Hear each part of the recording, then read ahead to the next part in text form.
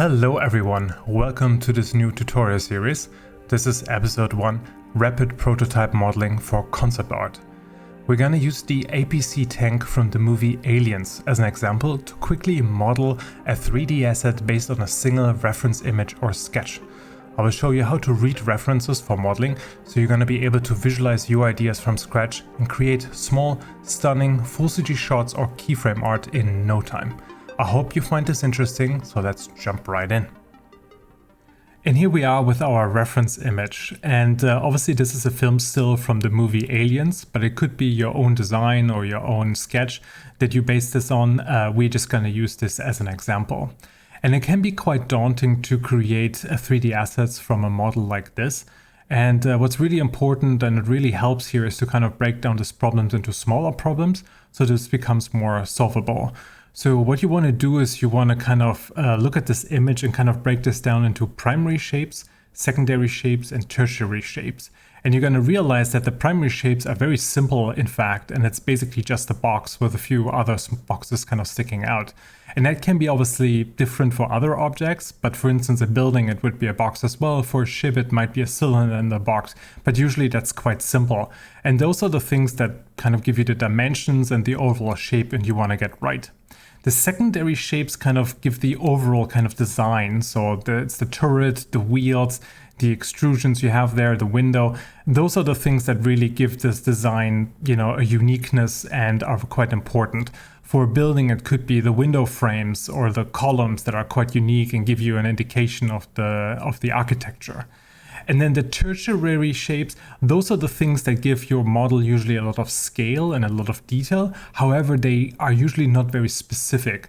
So you could source them if you want to save time and you have additional resources. You could source them from Kitbash libraries or anything else.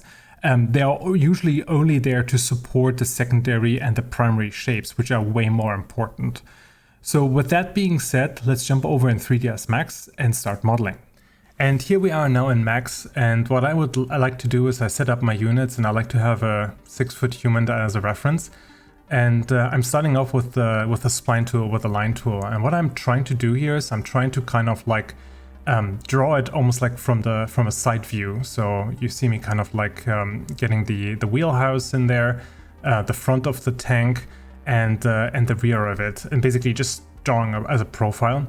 And then I'm applying a shell modifier to solidify it and give it some volume. I'm looking at the units roughly on the side, so I'm kind of want to make sure that it's roughly like, a few meters across, and generally it's kind of a realistic dimensions. Obviously, you see this movie is slightly sped up. This runs roughly at around twice the speed. I'm modeling, so you will be able to model something like this if you follow along in kind of like half an hour to an hour. What I'm doing right now is I'm taking a box and I'm modeling this as a second pair of wheels in the back. So I'm creating a boolean here to remove the back and adjusting it. And as you can see, I'm jumping around a lot between the side view and the front view because I want to make sure that I'm evaluating the shape more than anything else. I'm using very simple modeling techniques here, and as you can see, I'm adjusting the overall shape.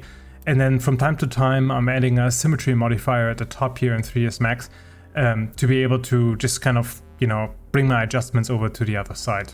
And now I'm selecting a few faces here at the top and apply the Greeble modifier. This is a plugin which is free. You can just download it from the website. It's very old. And what it does, it kind of adds these little kind of Greeble details at the top. Didn't like how it kind of just comes out right at the top there. So what I did is I kind of just did an inset and just applied it to these two faces here. And now we're taking the line tool again and we're blocking in the window. Again, we want to work on our primary shapes first. So we're going to block in the window, apply a shell modifier to solidify it, and just going to bool it in. With the modify operand option, you can still move it around, which is very convenient. And we can sort of change the overall position of the window. I'm splitting now the polygons and just, insetting them and extruding them in to make sure that we have the glass in the windshield in place. And similar to how I modeled the chassis, I'm now moving pretty much to almost like the secondary shapes already. And I'm trying to design these sort of like side details a little bit more, using very simple techniques, the line tool, doing some chamfering, doing some vertex adjustments here, doing some simple bevels just to make sure that this flows nicely with the look of the overall body. Obviously, I'm looking at the reference image, which is on my second monitor, but I'm not I'm trying to kind of capture the overall design language of the APC tank from Alien. I'm not trying to replicate it 100%. And I think this is really important, is that you kind of free yourself up from kind of doing these kind of detailed kind of reconstructions, unless this is really what you want to do, and more with this kind of loose workflow, just trying to kind of capture the essence of a model like this. Then adding some edge loops here with the slice plane to make sure that I can bevel these sort of shapes and kind of get a little bit more definition into the overall tank chassis. Nothing screams more science fiction than octagons and chamfered edges, so we want to do a lot of this. And now we are blocking in the turret, which is pretty much the last shape of the primary elements of the tank. And as you can see, starting with a cylinder, just doing some very basic extrusions here and pulling those up. Again, you just want to use boxes and primitives to really block these things in. Try to avoid detail at this point in time, because you will need to adjust those all the time. And the big thing what you want to do is you want to try to block things in right now. So you see me kind of struggle a little bit because the turret sticks out quite a bit here, and this is not what we want, right? It wants to be kind of a slick looking vehicle. It wants to look streamlined. So I'm keeping it as right now and just trying to kind of block in a little bit of detail at the top here, and now trying to block in the guns. So same thing, just using boxes with some chamfers to just give it a little bit more interest, and using a cylinder at the front here to get an indication of the barrel.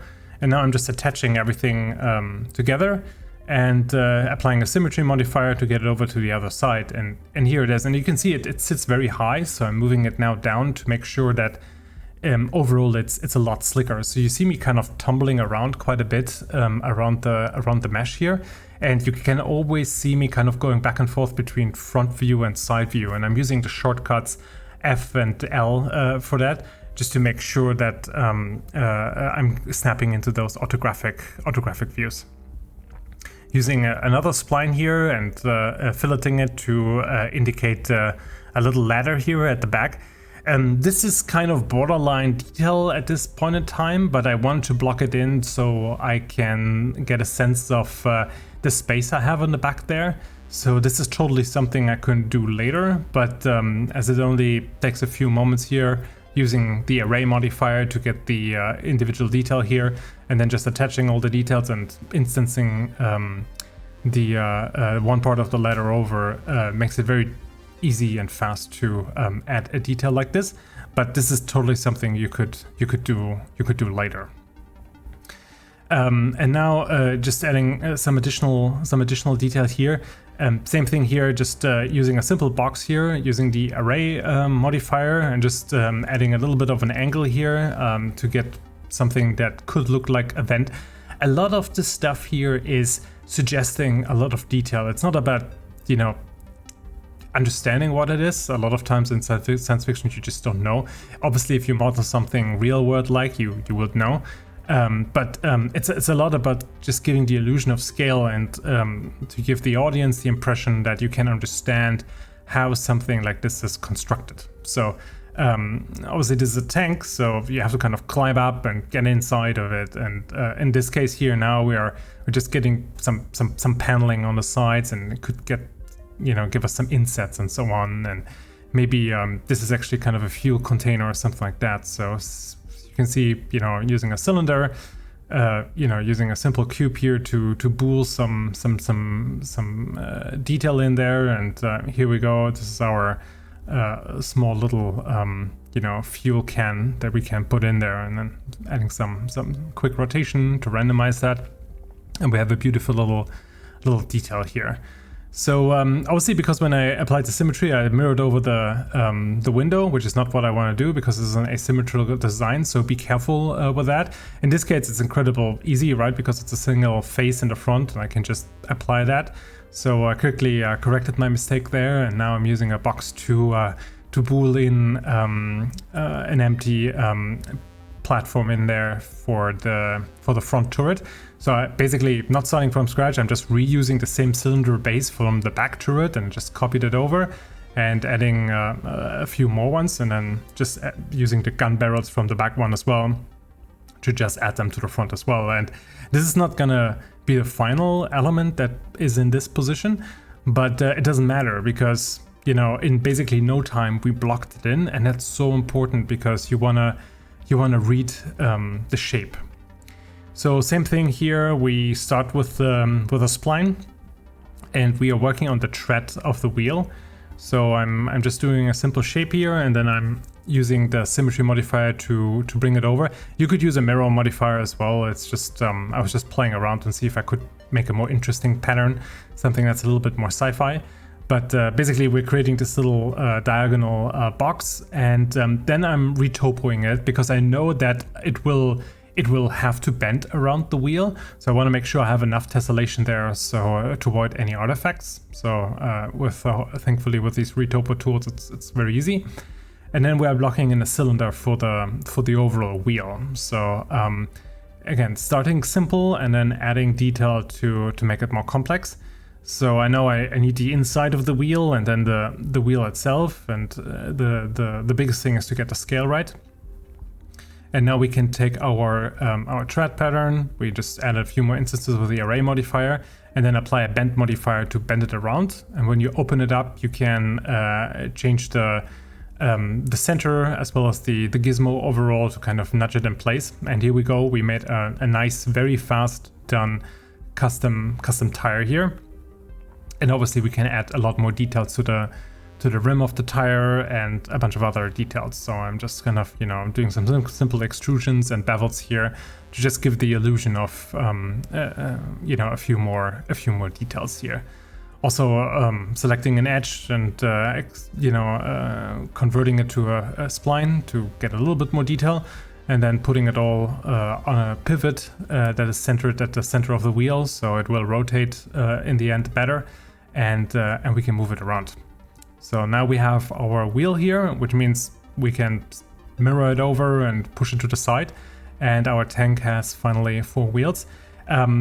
I'm also adding an axis in the back because it's a little bit more exposed, but I'm not wasting a lot of time on it. Same thing here. I'm just adding a cube and a cylinder and applying a little bit of a chamfer to make it look a little bit more sci-fi. And now we're working on the headlights here. So same thing, starting with a spline, just beveling the edges to make it a little bit more rounded off. And then with just some simple extrusions and insets, we built ourselves a little, housing of the lights. And then we're just putting it over. Now we are totally in tertiary detail land, so we're adding antennas and all little other details here. So the trick is, as I mentioned before, those details could be absolutely coming from a kitbash library or any sort of model library you have at hand. You can also, like I'm doing here right now, model a lot of it yourself based on your time or how specific you want to be. The important thing is it wants to kind of go with the style of your model, right? So if you model something Victorian, you want to make sure that a Victorian house, you use a window that fits that style, unless you consciously want to break it. This is important to know because your details, your Greebles, they want to feel as part of the overall mesh, and they don't want to be just slapped on. So I'm very kind of conscious to kind of make sure that it all kind of sits together. Sometimes switching to clay mode just to kind of blend things together to understand how the model looks slightly different shaded. And I felt that the top of the tank is a little bit flat. So same thing here, just doing a spline as a profile, and then with a shell solidifying it to make a little bit more of an interesting shape, and then using a cube that I'm scattering on with the array modifier on that to bool subtract these cube shapes from the base shape, just to give it some interesting detail that we can work with. The whole idea is to make something that looks kind of techy and sci-fi. To play around with these sort of things is quite important. Yeah. Doing a few kind of handles here. This is great detail because it immediately tells you the scale of something. Another reason why I still keep my human on the side here, to make sure that I never forget about that. And then from here on, it's a lot about small little details. Our tank is basically done, you know, and we're just adding lots of small details. I'm going by the reference image for a few of those, but I'm not trying to kind of like copy anything one to one. It's more like, you know, what does it fit, or what is the style that could be in the front here. So you see everything is incredible simple modeled, and it's not even sub-D, there is no chamfering, there are no creases, nothing like this. But it gets the idea across, and the important thing is it's super fast. So that's a really important thing. Then we're applying a chamfer modifier to overall body here to make sure we have some edges here. And again, switching to performance mode to just make sure that I'm reading the shapes properly, and making sure I mirror the details over to the other side. But also, as I mentioned, this is an asymmetrical design, so I want to make sure that certain things are only on one side. And as you can see here, I'm doing this very loose, you know, just adding pieces here and there. But now we are really at the point where it's incredibly satisfying here to just quickly kind of like, you know, add some small details here and really detail it up and give it a scale that an object like this needs to feel real. So adding these kind of cylinder bases here, that could be, I don't know, some ammunition or something like that. It could be interesting. And I felt a little stand for those could be interesting. So same thing, starting with a spline, just using the symmetry modifier and then shelling it creates something like this very, very fast, and creates a nice, cool little detail like this. I'm also using some pre-made models here to give it some additional modeling here. Those are models I have in my library here that I bought or I collected or modeled myself. This one is from a library called Model Ship Greebles, and it happened to have a turret like this, and it fitted it perfectly, and it matched also the style, so I thought it might be a great swap to get just some additional details here, as the front is so hero and it's the first thing we see of the tank, so I figured it might be a good solution here. So as you can see, I'm basically just trying to enhance what we already created. I'm not trying to replace something or do something from scratch. And it's also, sometimes you realize that a detail is cool, but it just doesn't work at all. So sometimes that's important to understand as well. I know what kind of pieces I'm looking for usually. So I know, for instance, I'm looking for something that's maybe like a hedge that, you know, I could add on, or something that looks a little bit like railings or cable or pipes or something like that can be easily kind of added to the body to break up the overall silhouette and give it a little bit more complexity. So as you can see here right now, and then applying a symmetry modifier to change the length and so on. And in no time, this first of all doesn't even look like the base model anymore. And the second thing is it blends well with the rest of the model, and that's really important. You don't want to add any details from a library or so that kind of feel stick out. All what we're doing here should support your initial design, or in this case here, flow with the design we're trying to replicate and match. And that's pretty much the final model here. So as you can see here, it's still a little bit too flat and a little bit too clean.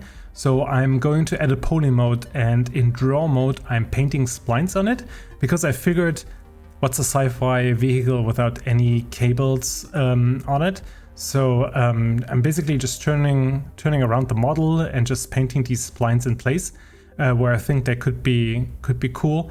And this is something you don't see on the real movie model or anything like this, but I thought it's a cool little addition here, and it's, you know, so fast done. You can just quickly do that, apply a normalized spline modifier to correct the spline count, the vertex count, and now I can just very easily modify them and solve some of these kind of intersection issues and just give it a little bit more purpose.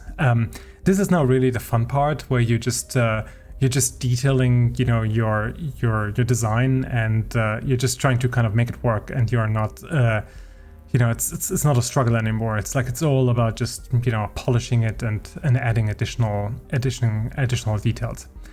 I struggled a little bit with the detail, of the guns at the top there. The turret is so hero, so same thing here. I found that sort of barrel of a gun, and I thought when we scale it up, this could be a cool swap here in the front. But as you can see now, this very detailed element doesn't really work anymore with a very simple geometric detail of the turret itself. So I need to add some additional geometry there to just overall blend it a little bit more and create a better flow. So I'm trying to kind of create a little bit of a housing here for the gun barrels, so it feels a little bit more purposeful, and they don't feel just plainly attached to the overall turret shape. So, and one thing I know is that guns can get pretty hot, so some venting is never wrong. So these sort of small details definitely help. And we just basically modeled from time for this moment now, but now we're just applying a simple gray material, and we're dropping a dome light, and we are using an HDRI to just see it rendered, and just understand how's the light reacting to our model, and how does it look like. And I have to say, it already works really, really good.